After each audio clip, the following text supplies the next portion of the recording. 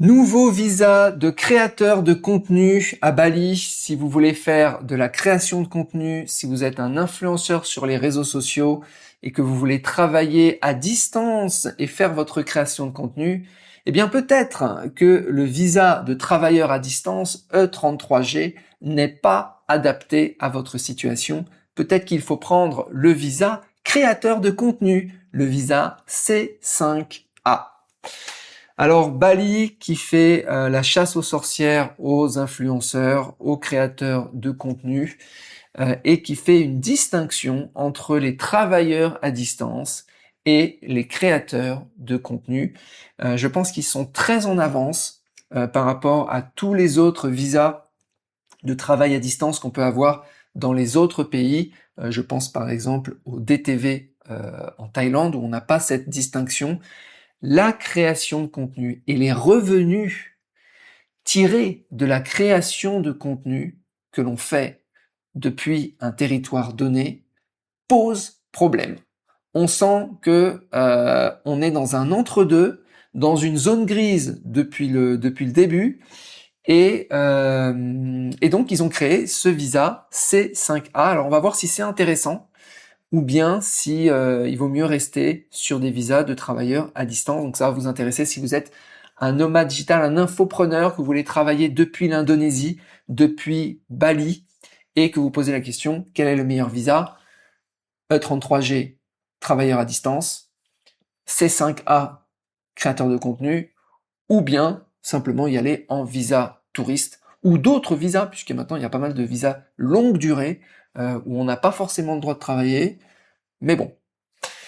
Alors, donc le visa C5A, qui est pas très connu, hein, il est pas très célèbre, il a été créé en 2025, donc c'est très récent, le 2 juin 2025, par rapport au visa de travail à distance E33G que j'avais quand j'étais à Bali, qui a été créé le 1er avril 2024. Donc on sent que tout ça est récent, hein. Le DTV Thaïlande est aussi récent, aux Philippines le travailleur à distance est récent, le Duranto est récent, tout date, tous ces visas de travailleurs à distance datent de moins de 5 ans. Ok? Donc, le visa C5A, donc ça sert à quoi? Donc ça va servir à tout ce qui est placement de produits et contenus sponsorisés.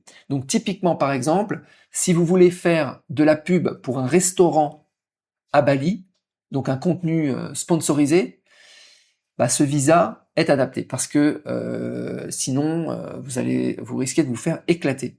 Les collaborations avec des marques locales ou internationales. Si vous faites aussi de l'affiliation avec des business locaux, agences de voyage, agences de visa, immobilier, etc. Là aussi, le visa travailleur à distance va pas être adapté. Il va falloir vous allez faire en fait du marketing, vous allez faire de la création de contenu pour un truc plus ou moins local, et donc ce visa sera adapté. Mais attention, hein, à un moment donné, ça sera pas suffisant non plus. Il vous faudra vraiment un permis de travail. Mais la frontière est pas simple à trouver. Donc tout ce qui est tournage commerciaux ou professionnels, donc hôtel, villa, restaurant, échange de visibilité ou rémunéré, pareil, le C5A est adapté. Donc, type de visa, donc c'est une entrée simple, donc c'est pas des entrées multiples. Durée initiale 60 jours. Ok. Donc là, je trouve que c'est vraiment pas généreux. Parce que le mec qui veut faire de la création de contenu sur du long terme, bah c'est mort, c'est pas du tout adapté. Alors que le E33G, c'est 2 ans renouvelable, voilà quoi.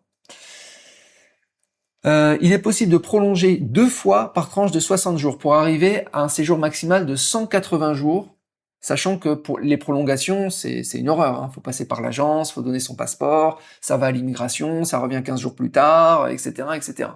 Donc prolongations, c'est lourd. Et en plus, c'est seulement 180 jours en continu, sachant que le critère de résidence fiscale en Indonésie, c'est pas 180 jours, c'est 183 jours. Donc, pas de possibilité d'être résident fiscal avec ce visa. Donc autant dire que je ne connais aucune personne avec ce visa C5A, j'ignorais même son existence, et c'est bien pour une bonne raison, c'est que la durée est trop courte et on ne peut pas être résident fiscal. Donc, bon, voilà, et on peut pas s'établir sur du long terme.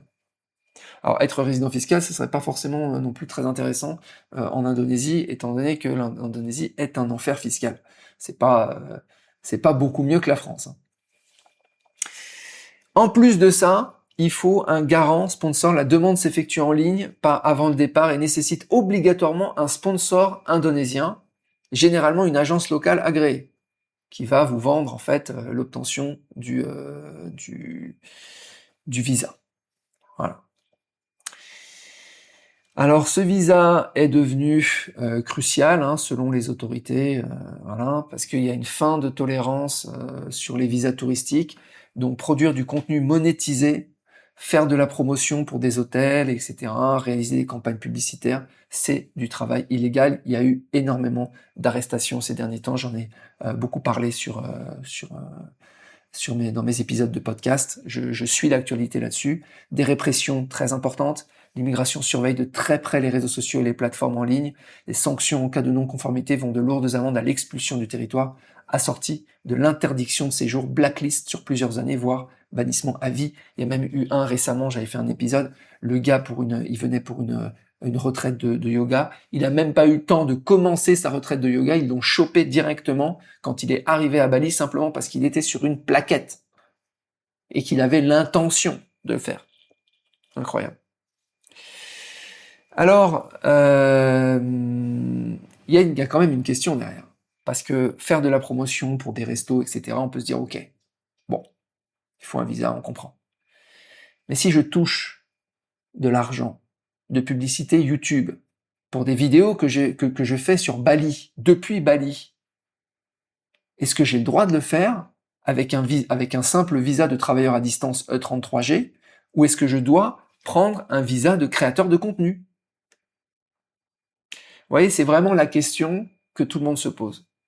Et c'est la question à laquelle vous n'aurez aucune réponse. C'est-à-dire vous aurez autant de réponses que de personnes. Vous allez avoir ma réponse qui est une interprétation. Il y a besoin d'interpréter. D'accord? Et pareil, les autorités d'immigration interprétera votre contenu pour déterminer si vous aviez besoin d'un visa de créateur de contenu ou bien si un visa de travailleur à distance suffisait. Donc voilà, ça va dépendre d'interprétation.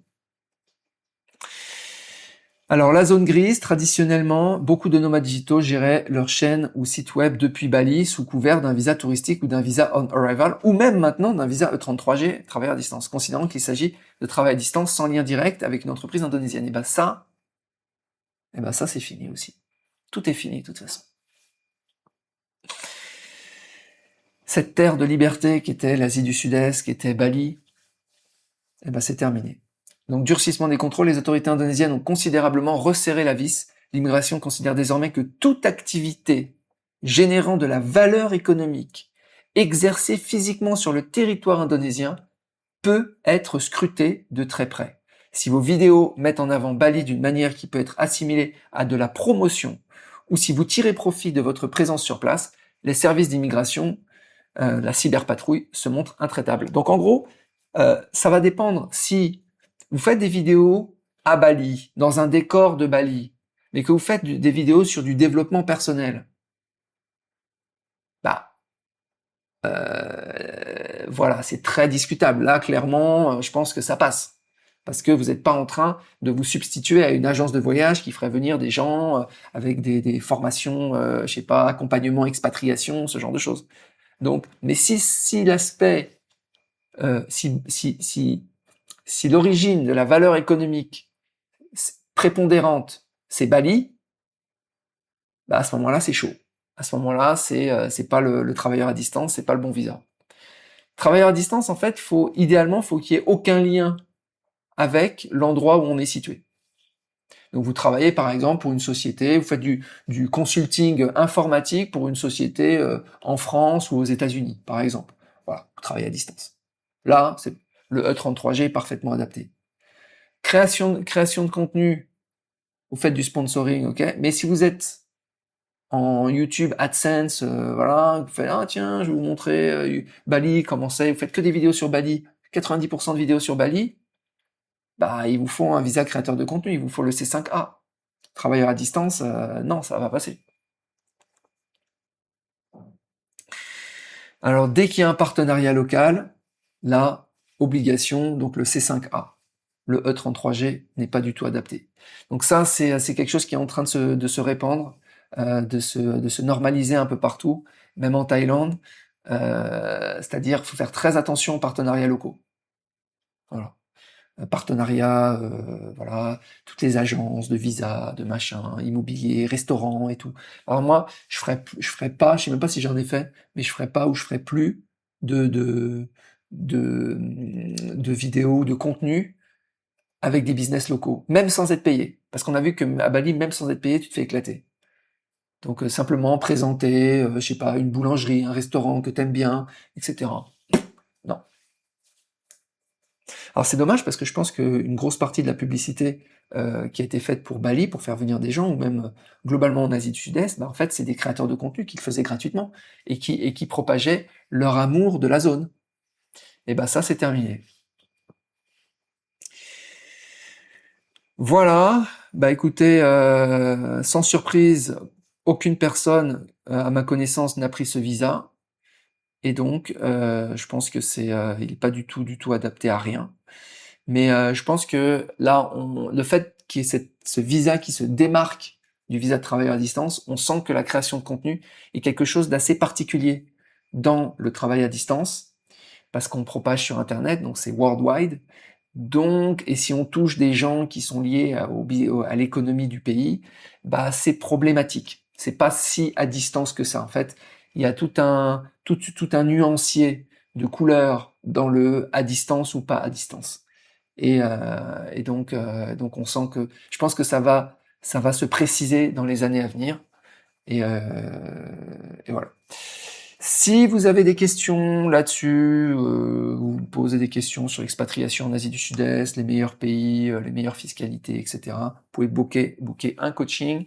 Vous pouvez aussi venir sur le groupe Telegram. Abonnez-vous au podcast directement, hein, sans besoin de YouTube ou autre, directement avec des lecteurs de podcast ou avec le lecteur de markblursky.com sur le site. Je vous souhaite une très bonne journée et je vous dis à bientôt. Ciao.